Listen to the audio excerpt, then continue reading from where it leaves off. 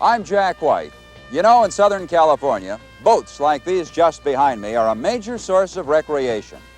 And how many films have you seen which include the wind-filled sails of a schooner as it journeys towards that island paradise? Well, we decided to visit an island that many consider a paradise, and it's right off the coast of California. It's Santa Catalina Island, made famous by those who have visited there and those who have written their songs about Avalon and the island itself, Santa Catalina. We'll also visit with one of San Diego's favorite people when we find out whatever happened to Archie Moore. And we'll include a restaurant review of Chateau Basque in East San Diego County. Of course, we can also look forward to a visit from Our Lady of the Stars, Carolyne Precourt. It's going to be an interesting look at what's happening here in Southern California, and we'll return with our first segment in a moment.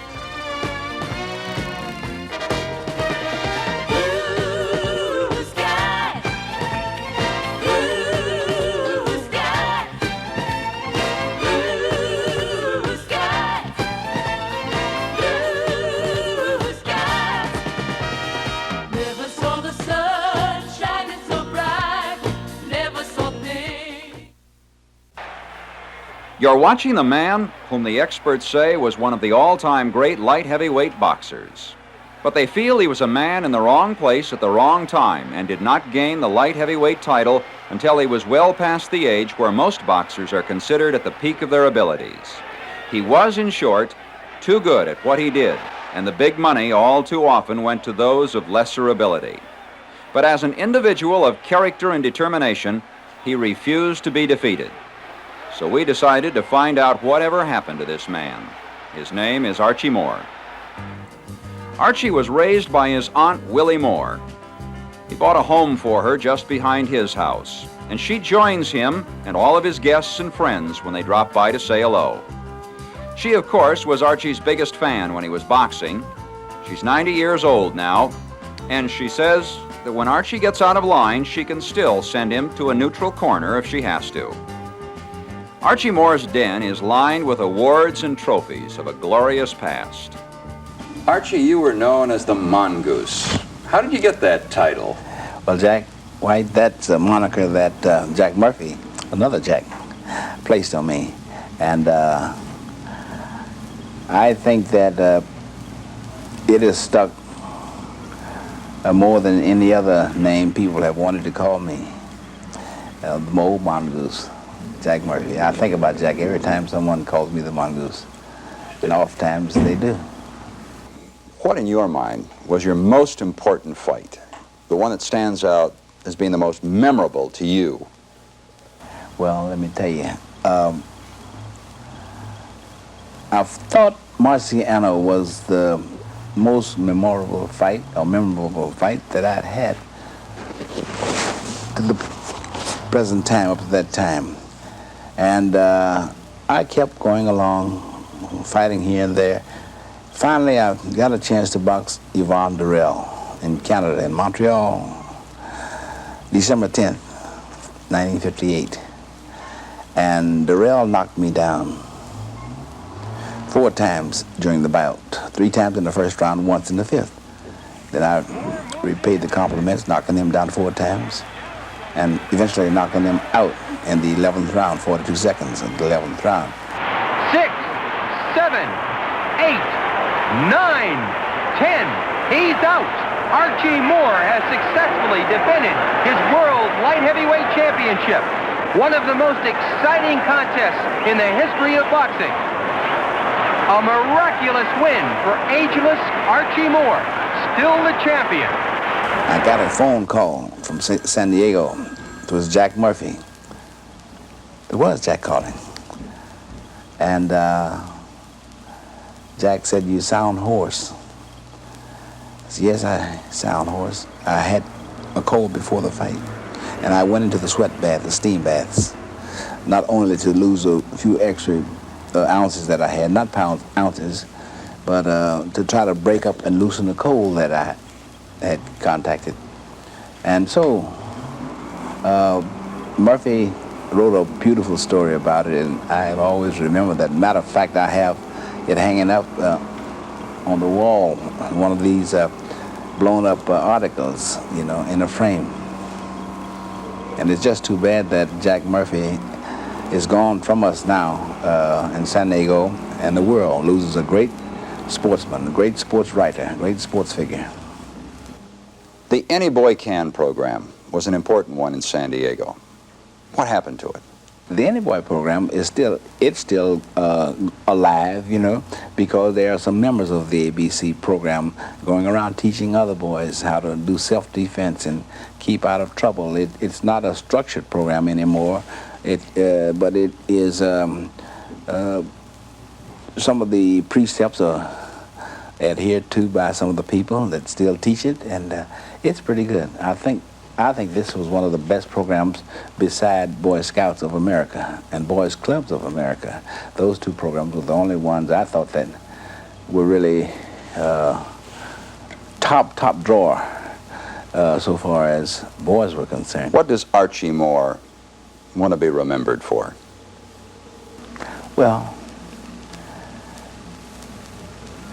sharing the knowledge, and that I can be able to help somebody who really needs help.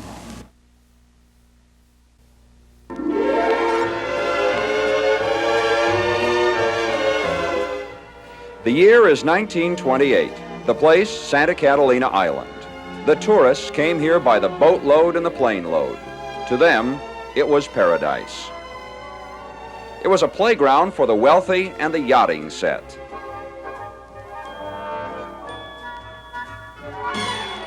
By the 1930s, the Depression had slowed things down. The big white steamer still made its way to Catalina, but fewer people could afford this 26-mile cruise to paradise. But those who did make the trip might have been greeted on the pier by a group singing this song. Oh, give me a week where the blue waters speak, on the shore of its magical heart, where we all come to play through each sunshiny day, and there's laughter and fun all the while. Oh, here on the isle, where the greeting to all is a smile, yes, sir, where we all And this is Catalina Island today. What was once an exclusive haven for the yachting set is now a paradise for the middle class. They arrive here by the thousands in boats like this one. But even paradise isn't without its trouble. The people coming to Catalina today are not just the wealthy yachting set. They are middle-income America looking to escape. Here is where most of those people forget about their cares, in Avalon. For the most part, the weather is warm. The beach is small, but it's clean, and it's near all of the hamburger and hot dog stands. The crime rate in Avalon is almost nil. If you stick up a store, where do you run to? And the last reported murder in Catalina was in 1951. But if you don't come here on one of these pleasure boats tied up in the bay, you may have trouble finding a place to stay. There are older hotels in downtown Avalon with rooms going for between $50 and $100 a night, if you can get a reservation. The Chamber of Commerce estimates they receive 1,000 telephone calls a day during the summer months for rooms to rent. But there are only a total of 600 rooms on the entire island.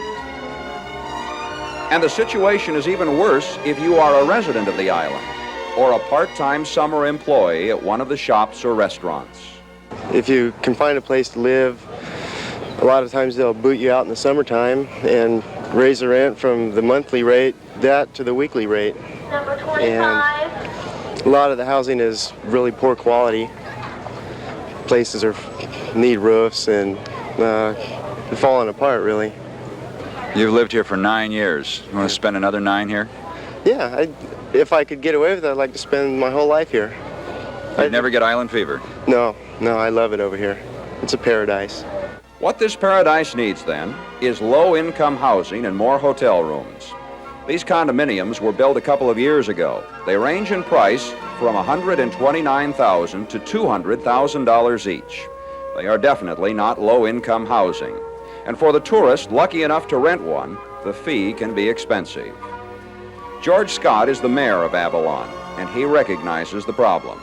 We're working on low and moderate housing, and this is where we have people here that on just rooms without baths or a place to work, it's costing them $300 a month. They have to come down town to take a shower. I mean, it's just that hard to find a place to stay for low and moderate. Like a lot of people that work here. Yes, people think moderate. A lot of people here think moderate's $500 and $600, $700. That isn't to these people that are working these hot dog and hamburger stands. William Wrigley Jr., the chewing gum king from Chicago, bought the island in 1919. He built this mansion. The mansion is still here, overlooking Avalon Bay. And the Wrigley family, 3 generations later, still pretty much control the island. The Wrigleys are not against building more condos or even a big hotel, but they are confronted with the same problem that William Wrigley Jr. faced 61 years ago: not enough fresh water. We are near the top of Catalina Island at about 1,400 feet, and behind me is one of 2 of Catalina's water supplies. This is the reservoir. Because water is so important here, this reservoir is covered with a plastic coating. The plastic coating is to prevent evaporation of the all-important water. Biggest problem is water. We during the drought, we even had the wash basins and the public restrooms salt water. We have a salt water which saves 40% of your flushing we use for the toilets, and we have salt water that we use for the fire. And we're now in the process of getting a grant to turn the people that are not on salt water, like in the hills, they don't have it, and we're in line for a grant in the Freshwater Bond Act of 1978. We're one of the finals that we'll be able to put salt water in the house there, which will free water for low and moderate housing that we're trying to get here. That's our shortage. All the while, more and more people are discovering Catalina Island, a paradise, but a paradise not without its problems. But many people who visit the island are not interested in the city of Avalon, or staying on a boat, or in a hotel. No, they are interested in the hundreds of hiking trails and camping areas. There are more than 42,000 acres of open space on the island, and the conservatory, that's the group set up by the Wrigleys to manage the island, are determined to see that this island is not overdeveloped and its natural beauty remains. This is part of a herd of 400 American bison, sometimes called buffalo. 20 of these bison were brought here in 1924 to be used in a Douglas Fairbanks movie. It was called The Vanishing American. It was filmed entirely on the island. The 20 bison were left behind by the movie company. Now, there are more than 400 of them. So Catalina Island does present something for almost everyone. For the historian, there is the story of discovering gold near the site of the present Catalina Airport, 10 years before Sutter's find near Sacramento in 1849. There's open space for hiking and camping. And back in the city of Avalon, tourists bask in the sun and walk to the famous casino ballroom and theater, where still today the big bands play the sweet sounds of the past. Inside the ballroom is like going back in time. It's furnished in the Art Deco motif of the 1930s. And how they used to come here to dance.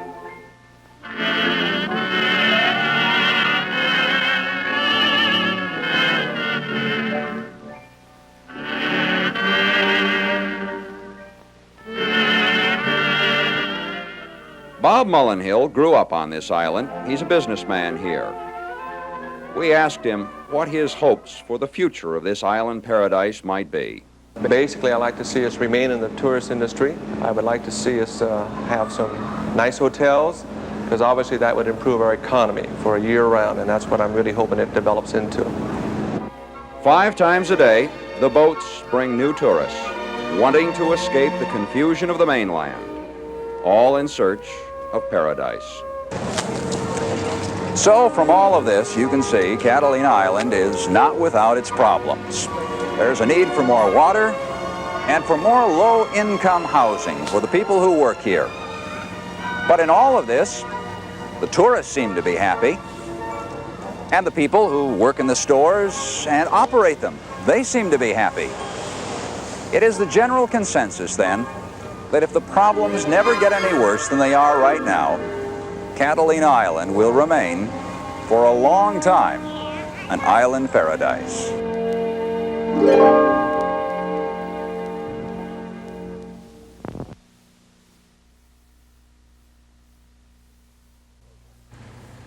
Something a little bit different for this program. We are at 4,000 feet, about 50 miles east of downtown San Diego.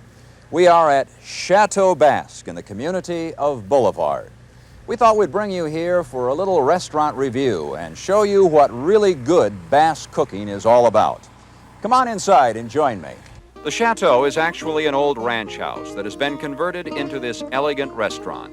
Basque-style cooking comes from Spain. The waitress here explained how dinner is served. Okay, we serve family style, and this is your soup for the day. It's clam chowder. Oh. After this, I'll bring you a hot and a cold appetizer, then a salad, then your dinner. This evening, we have the filet mignon on the menu. We have rack of lamb available nightly. We also have a boneless trout stuffed with crab meat. Sounds delicious. I think I'm going to have the filet mignon. Okay, what would you like? The rack of lamb, please. Okay, enjoy your soup. Thank you. Oh, this looks delicious. A little clam chowder.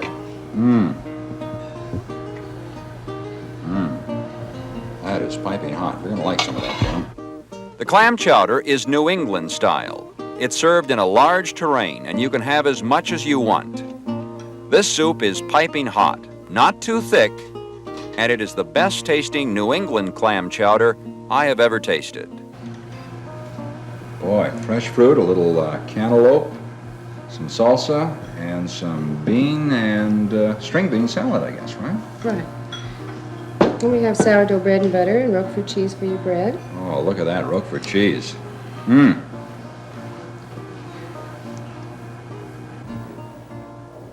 This course could really be the main entree because there is a lot of food served.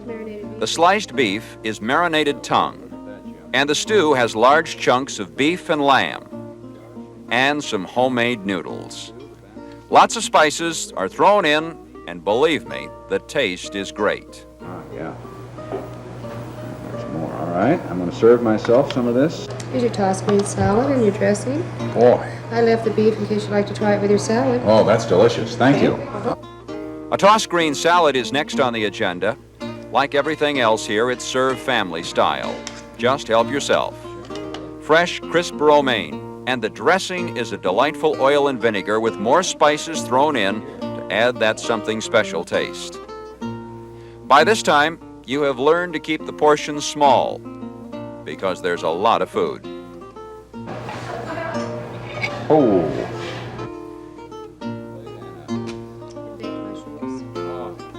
Well, the main entree finally arrives.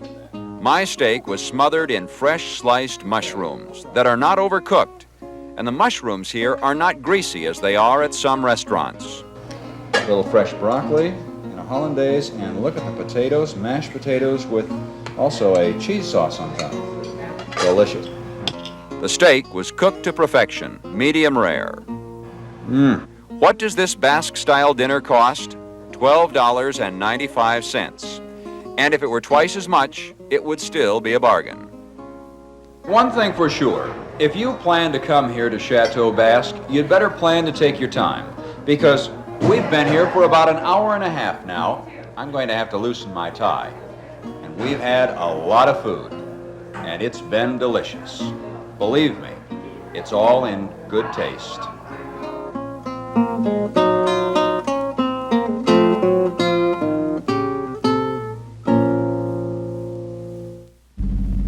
Here's our star lady, Carolyne Precourt, who seems just a bit cautious today. This evening, I know just how a cat might feel in a room full of rocking chairs. I'm surrounded by Scorpios. Over half the people involved with the show either have their sun in Scorpio or a very strong Scorpio influence in their horoscopes. What's a star lady to do? If I'm not exactly right, they might make me disappear before your very eyes. Oh no, please bring me back. I promise to be good. Oh, that was close. Scorpio's symbol is the only three-bodied sign in the zodiac: the scorpion, serpent, and phoenix bird. They are very intense, and it's difficult for them to forgive and forget when someone does a number on them. No other sign has such deep emotions to deal with. They always know more than they tell and have very inventive minds. In situations where others would normally throw in the towel, Scorpios have the ability to bounce back and, like the phoenix bird, can rebuild from their own ashes. Their ruling planet is powerful Pluto. Their gems are topaz, aquamarine, garnet, amethyst, and beryl. Scorpio, I know these past 6 years you've been going through some very dramatic changes. A sigh of relief is in order, though. This roller coaster ride will soon be over.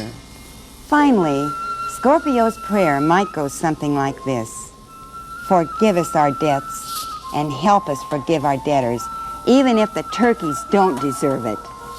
Until next week, I'm Carolyne Precourt, your star lady, saying, let your stars be your guide.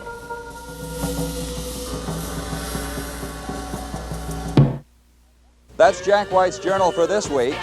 And next week, we have a special treat for you music fans. We'll hear from Gary Puckett, and we'll find out whatever happened to the Union Gap. That's at 7 o'clock next Saturday night. We'll see you then.